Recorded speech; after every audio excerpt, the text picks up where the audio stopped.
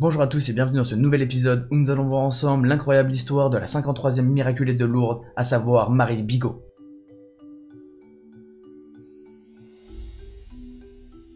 Cette histoire commence dans une petite ville bretonne proche de Saint-Malo. Marie Bigot est une jeune fille qui tomberait souvent malade et qui aurait été une personne très fragile.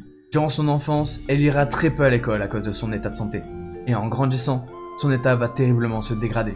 À seulement l'âge de 30 ans, Marie sera infectée d'une très grave tumeur au cerveau.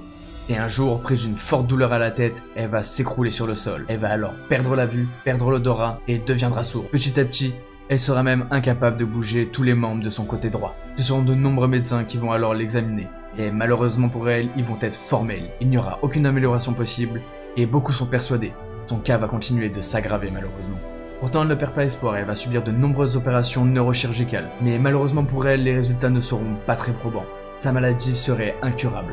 Effrayée et désespérée de ce qui lui arrive, elle va alors s'isoler de tout chez elle. Mais l'entourage de Marie ne veut surtout pas qu'elle s'enferme et reste seule chez elle. Ils vont alors lui proposer un ultimatum et lui proposer de réaliser le pèlerinage de Lourdes. Au départ, elle va refuser, car elle ne croit pas du tout en ces histoires.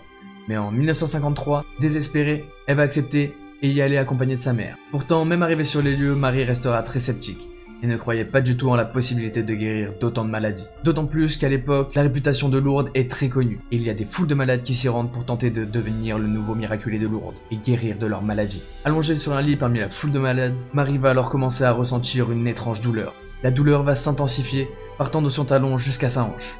Et à un moment, la sensation va devenir très désagréable, et va s'emparer de tout son côté droit. Elle va alors attraper son chapelet avec sa main gauche, le mettre dans sa main droite, et petit à petit elle va réussir à rebouger la main, puis la jambe, puis l'intégralité de son côté droit. Stupéfaite, elle ira même jusqu'à essayer de se lever, pour voir si elle tenait debout. Même si elle est très affaiblie, elle va quand même réussir à se tenir debout. Mais elle ne va pas guérir de tout. Elle va quand même rester aveugle et sourde. Mais c'est quand même plein d'espoir qu'elle va repartir de Lourdes. Pour elle, c'est déjà un miracle. L'année suivante, elle reviendra faire ce pèlerinage pour essayer de remercier cet incroyable miracle. Mais elle a aussi un rêve, que le miracle continue.